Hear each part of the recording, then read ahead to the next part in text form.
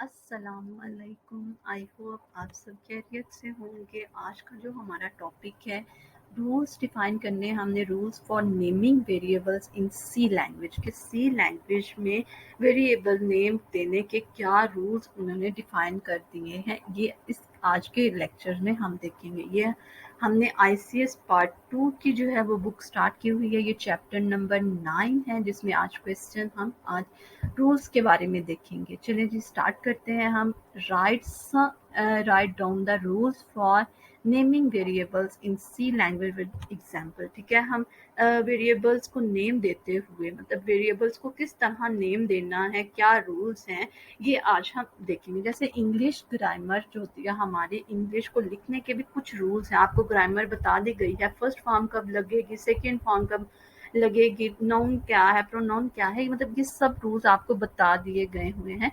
इसी तरह क्या है कि सी लैंग्वेज को, ठीक है, सी लैंग्वेज में प्रोग्राम लिखते हुए भी उन्होंने कुछ रूल्स आपको वेरिएबल डिक्लेरेशन के, वेरिएबल के नेम्स के जो है रूल्स बता दिए गए हैं कि आप वेरिएबल का नेम इन रूल्स को फॉलो करते हुए आप लिख सकते हैं। ये नहीं है कि आप कुछ भी नाम लिखते हैं तो वो जो है सी लैंग्वेज में उसको एक्सेप्ट कर लिया जाएगा। नहीं, आपको रूल्स बता दिए कि आपने जस्ट इन रूल्स को फॉलो करते हुए वेरिएबल को नेम देना है। स्टार्ट करते हैं हम। Different rules for naming variables in C language.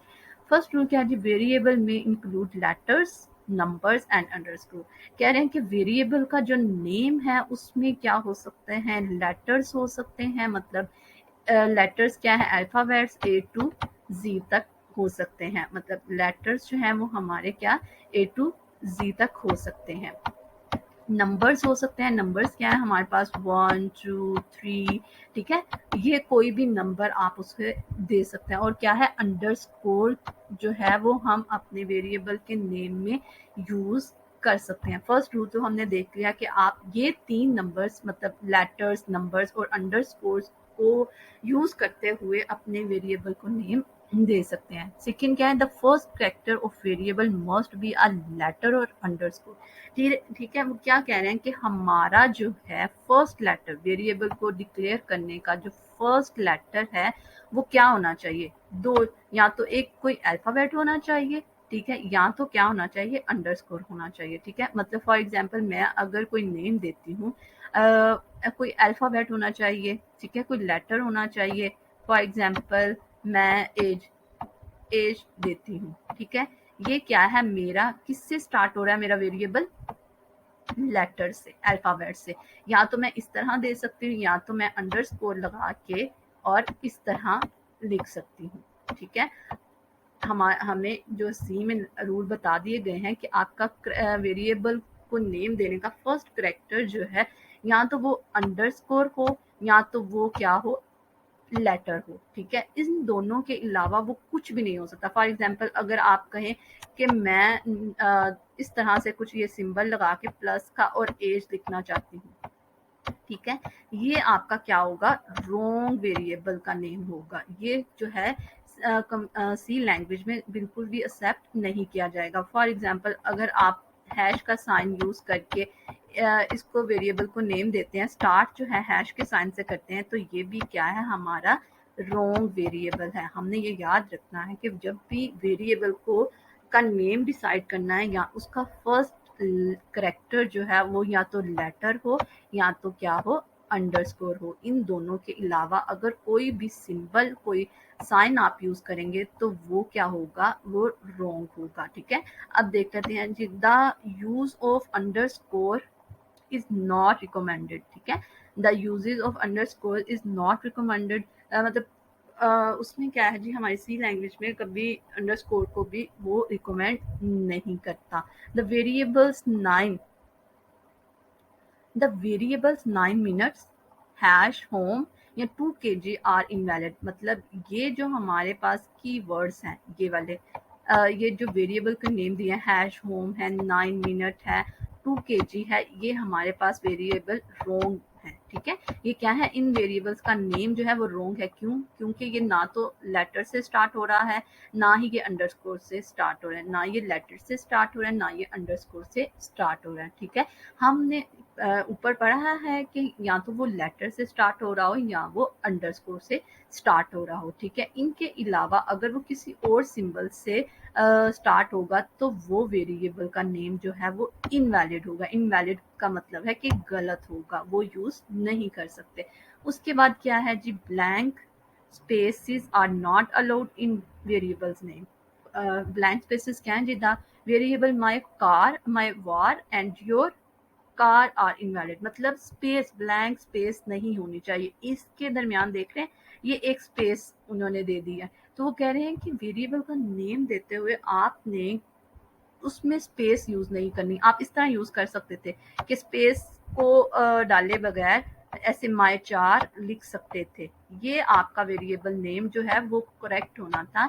जबकि इसमें स्पेस, उन्होंने ब्लैंक स्पेस जो है वो ऐड कर दी है, तो ये वेरिएबल का नेम इनवैलिड है, मतलब ये गलत है। अगर स्पेस को हम रिमूव कर देते हैं, कार साथ में आ जाएगा योर के, तो ये वेरिएबल जो है नेम हम यूज कर सकते हैं। लेकिन अगर वेरिएबल नेम के सेंटर में, ठीक है, हम ब्लैंक स्पेसेस यूज करते हैं तो वो वेरिएबल क्या होगा, इनवैलिड होगा, ठीक है। Both upper case and lower case are allowed, ठीक है। अब क्या कह रहे हैं जी, both upper case and lower case are allowed, मतलब आप जो है वो अपने वेरिएबल को जो है अपर केस में भी, ये देखिए आप अपने अल्फा अपर केस में भी, मतलब अल्फाबेट्स जो हैं आपके, उसको आप कैपिटल में भी लिख सकते हैं, और लोअर केस मतलब स्मॉल कैपिटल्स लेटर्स में भी अपने वेरिएबल को नेम दे सकते हैं। दोनों तरीके से आपका वो जो है वेरिएबल नेम करेक्ट होगा। द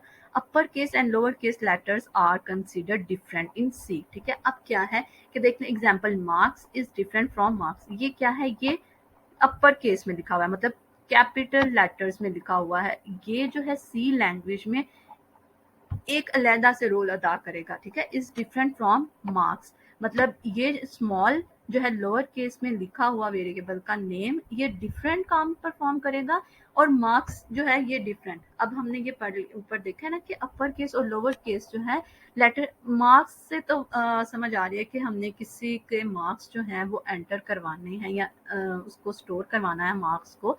लेकिन अगर हम कैपिटल लेटर्स में लिखते हैं, अपर केस में लिखते हैं वेरिएबल का नेम, तो वो जो है डिफरेंट काम करेगा, और ये जो है वो डिफरेंट उसको लेगा। मतलब मार्क्स में चाहे वो कुछ और पा रहा हो, हम कैप अपर केस में जो मार्क्स लिखेंगे ये डिफरेंट फंक्शन परफॉर्म करेगा, और ये इसको सी जो कंपाइलर है, सी लैंग्वेज जो है वो इसको डिफरेंट वेरिएबल का नेम लेगा और इसको डिफरेंट वेरिएबल का नेम लेगा। ये आपने बात हमेशा याद रखनी है। अपर केस और लोअर केस में जो है उसको डिफरेंटली ट्रीट करेगा मार्क्स। ये जो है वेरिएबल एक नेम वेरिएबल होगा नेम, और ये दूसरा वेरिएबल नेम होगा, ये दोनों एक काम परफॉर्म नहीं करेंगे, ठीक है। वो इसको एक नहीं लेगा, वो उनको डिफरेंट वेरिएबल का नेम देगा।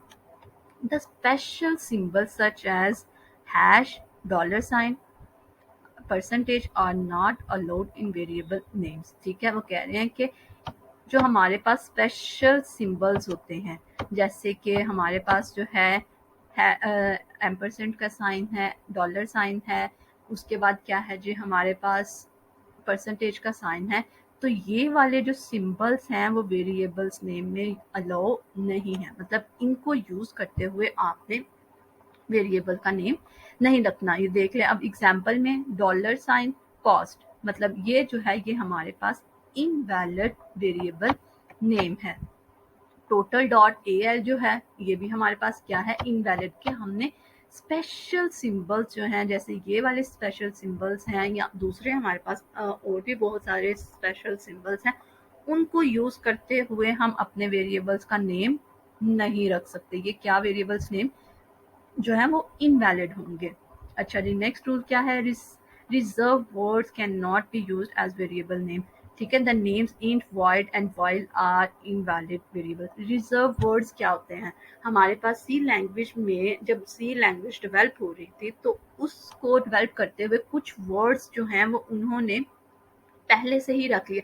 जैसे इंट का क्या काम है, इंट क्या काम करेगी, पहले से डिफाइन कर दिया गया है। वॉइड क्या का क्या फंक्शन है, क्या काम पर परफॉर्म करेगा, वो पहले से ही डिफाइन कर दिया गया है। ये क्या होता है, हमारे पास रिजर्व वर्ड्स है, मतलब इन्होंने पहले ही, सी लैंग्वेज डेवलप करने वालों ने पहले से ही कुछ वर्ड्स जो हैं वो रिजर्व रख लिए हैं, कुछ वर्ड्स पहले से ही प्री डिफाइन कर दिए हैं कि इनका ये मतलब है, इनका ये मतलब है। हम उन वर्ड्स को यूज करते हुए अपने वेरिएबल का नेम नहीं रख सकते, ठीक है। जितने भी हमारे पास ये रिजर्व की वर्ड्स होंगे, ठीक है, हमने देखे थे 32 या इससे भी ज्यादा जो हमारे पास ये वर्ड्स होंगे, की वर्ड्स होंगे, रिजर्व वर्ड्स होंगे, उनको हम वेरिएबल के नेम के तौर पर इस्तेमाल नहीं कर सकते, ठीक है।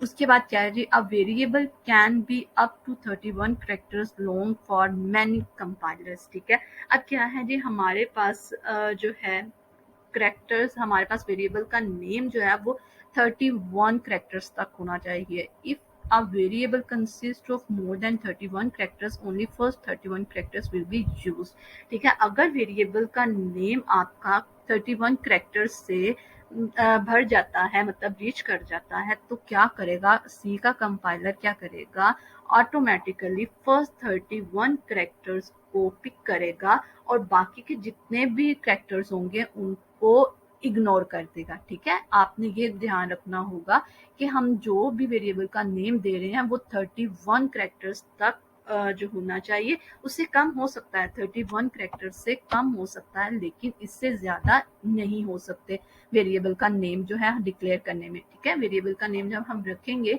तो उनकी उसकी जो लेंथ है, ठीक है, वो 31 करेक्टर्स तक हो सकती है, उससे ज्यादा नहीं हो सकती। 31 करेक्टर से कम आप रख सकते हैं वेरिएबल का नेम, उससे 31 से ज्यादा हरगिज नहीं रख सकते, ठीक है। The remaining characters will be ignore, ठीक है। 31 से जो रीच करेंगे करेक्टर्स वो क्या हो जाएंगे, इग्नोर हो जाएंगे। A variable can be declared only for one data type, और ये भी बात याद रखनी है, ये भी रूल्स में बता दिया गया है कि एक वेरिएबल को सिर्फ एक डाटा टाइप मिलेगी। फॉर एग्जांपल, अगर मैं वेरिएबल ए डिक्लेयर करती हूँ, उसको डाटा टाइप मैंने ए दी है, ठीक है। ये एक वेरिएबल मैंने डिक्लेयर किया, इसको मैंने क्या दी, डाटा टाइप ए। अब मैं नीचे आके उसको क्या दे रही हूँ, 4 दे रही हूँ, ठीक है। ये देखिए 4 अगर मैंने उसको दी है, नीचे आके प्रोग्राम में मैं इस ए वेरिएबल को उसकी डाटा टाइप क्या चेंज कर देती हूँ, 4 रख देती हूँ, तो ये क्या होगा, इनवैलिड होगा, ठीक है। ये क्या होगा, इनवैलिड होगा। हम एक वेरिएबल को सिर्फ एक डाटा टाइप असाइन कर सकते हैं, एक से ज्यादा डाटा टाइप असाइन कभी भी नहीं कर सकते, ठीक है। उसके बाद क्या है जी, the variable name must be meaningful and readable, ठीक है। वो क्या कह रहे हैं कि वेरिएबल का नेम जो है वो रीडेबल होना चाहिए।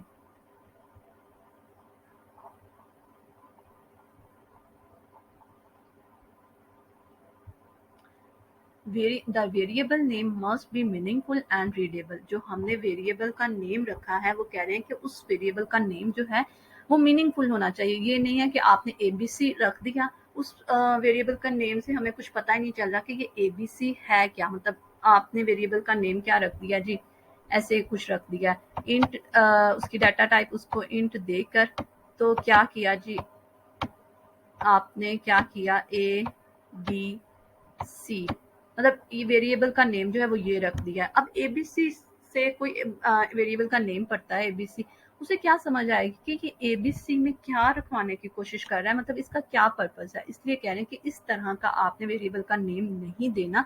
आप कुछ इंट मार्क्स रख सकते हैं कि मार्क्स से समझ आ रही है कि उसमें जो है किसी के मार्क्स जो है रखवाए जा रहे हैं। एज एज इंट एज से समझ आ रहा है वेरिएबल के नेम से कि उसमें इस वेरिएबल में किसी की एज रखवाई जा रही है। जैसे रिजल्ट है, अगर वेरिएबल का नेम रिजल्ट रखते हैं, इंट रिजल्ट रखते हैं, तो इससे समझ आ रही है कि इस वेरिएबल में किसी का रिजल्ट जो है वो स्टोर करवाया जा रहा है। अगर हम एबीसी रखते हैं तो इससे हमें कुछ समझ नहीं आएगी कि ये एबीसी जो है इसमें क्या रखवाने की, वेरिएबल में रखवाने की कोशिश की जा रही है, ठीक है। अब ये रीडेबल भी नहीं है कि ए बी सी, इससे कुछ ना तो कोई मीनिंग जो है वो प्रोड्यूस हो रहा है, ना ये अच्छे से रीडेबल है। इसलिए कह रहे हैं कि हमें वेरिएबल का नेम जो है वो रीडेबल रखना चाहिए। जैसे मार्क्स है, सब वन है, जैसे सब्ट्रैक्शन है, ठीक है, अंडरस्कोर टेस्ट है, टेस्ट से पता चल रहा है कि इस वेरिएबल में किसी का जो है टेस्ट के मार्क्स एंटर करने की कोशिश करवाई जा रही है। एफ नेम है, इससे समझ आ रही है कि किसी का जो है फादर नेम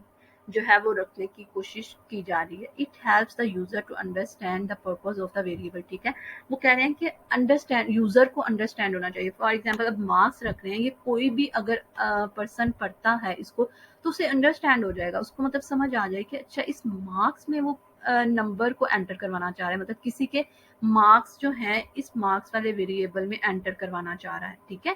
हमारा मकसद ये होना चाहिए कि उस वेरिएबल का नेम देखते ही वो समझ जाए कि अच्छा इस वेरिएबल का पर्पस क्या है, ठीक है। जैसे मैंने बताया इंट एज रखवा सकते हैं, एज को वेरिएबल का नेम पढ़ते ही क्या होगा, आपके जहन में आ जाएगा अच्छा इसमें तो एज किसी की एज जो है वो रखवाई जा रही है। For example a variable to store the marks of student should be marks, ठीक है। अब क्या है कि हमने वेरिएबल का नेम क्या रखा है, मार्क्स, और इससे जो है वो अंडरस्टूड है कि इसमें किसी स्टूडेंट के मार्क्स जो हैं वो स्टोर करवाए जा रहे हैं, ठीक है। If a variable consist of multiple words, first letter of each word should be capitalized to improve readability. अब क्या कह रहे हैं कि हमने अगर वेरिएबल का नेम कुछ मल्टीपल वर्ड्स रखते हैं, जैसे ये एग्जाम्पल के तौर पे बता रहे हैं माई फोन नंबर, ठीक है। ये मल्टीपल वर्ड्स है ना, माई एक वर्ड है, फोन एक वर्ड है, नंबर एक वर्ड है। तो अगर आप इस तरह से कुछ वेरिएबल का नेम रखना चाह रहे हैं तो अच्छी बात ये है कि आप हर वर्ड का फर्स्ट वाला लेटर जो है वो कैपिटल रखवा दें। जैसे माई में एम कैपिटल है, फोन में पी कैपिटल है, नंबर में एन कैपिटल है। इससे क्या होगा कि ये देख लें, ये रीडेबल होगा आपके लिए, इजीली जो है किसी के लिए भी वो रीडेबल होगा। इसी तरह देख लें, ये देखें माय फोन नंबर, ये क्या है कि सारे का सारा जो वेरिएबल नेम है वो स्मॉल लेटर्स में लिख दिया गया है। इससे क्या है कि इसको रीड करना थोड़ा मुश्किल है, नहीं हम रीड कर पा रहे कि इसको मतलब क्या लिखा हुआ है। जैसे ही हमने फर्स्ट हर वर्ड का फर्स्ट लेटर, इसमें स्पेस नहीं आपने रखनी, हमने ऊपर पढ़ा था ना कि अगर हम स्पेस रखेंगे तो हमारा वेरिएबल जो है वो इनवैलिड जो है कंसीडर किया जाएगा। आपने स्पेस, विदाउट स्पेस जो है आप इस तरह नेम रख सकते हैं। और इस तरह अगर आप मल्टीपल वर्ड से नेम रखना चाहते हैं तो आपको चाहिए कि हर वर्ड का फर्स्ट लेटर जो है वो कैपिटल रखें। ये बात मैं आपको बार बार बता रही हूँ कि स्पेस जो है वो हरगिज यूज नहीं करनी, ठीक है। आप वेरिएबल का नेम जो है वो इस तरह लिखेंगे तो वो ज्यादा रीडेबल है बजाय इसके, ठीक है। आप खुद देख लें कि आपको इसको रीड करना इजी लग रहा है कि माय फोन नंबर, इस जो है वेरिएबल के नेम को रीड करना इजी लग रहा है। ऑफ कोर्स कि इसको रीड करना जो है वो हमारे लिए ज्यादा इजी है। एग्जाम्पल्स देख लेते हैं। अब क्या जी मार्क्स है, सब वन है, टेस्ट है, देख लें। अब इसका फर्स्ट लेटर जो है हमारे पास वेरिएबल का एन से स्टार्ट है, मतलब लेटर से स्टार्ट है। वेरिएबल का नेम जो है उसका फर्स्ट करेक्टर जो है वो लेटर से स्टार्ट है, ये भी देख लें एस से है। या हमने ऊपर पढ़ा है कि या तो वो लेटर होना चाहिए या तो वो अंडरस्कोर होना चाहिए, ठीक है। और हमारे पूरे वेरिएबल के नेम में जो है वो क्या क्या कुछ आना चाहिए, लेटर्स होने चाहिए, अंडरस्कोर होना चाहिए और डिजिट्स होने चाहिए, ठीक है। इनके अलावा अगर हमारे वेरिएबल के नेम में कुछ और आता है, कोई और सिंबल आता है तो वो क्या होगा, हमारे पास वेरिएबल नेम जो है वो इनवैलिड होगा, मतलब वो वेरिएबल नेम जो है वो गलत तस्वुर किया जाएगा। अगर आपको मेरे लेक्चर में, इस लेक्चर में किसी बात की भी, किसी किस्म की भी बात की आपको समझ नहीं आई, आप मुझसे कमेंट सेक्शन में पूछ सकते हैं। और अगर आपको मेरा लेक्चर अच्छा लगा हो तो लाइक करना मत भूलिएगा। दुआओं में याद रखिएगा। अल्लाह हाफिज।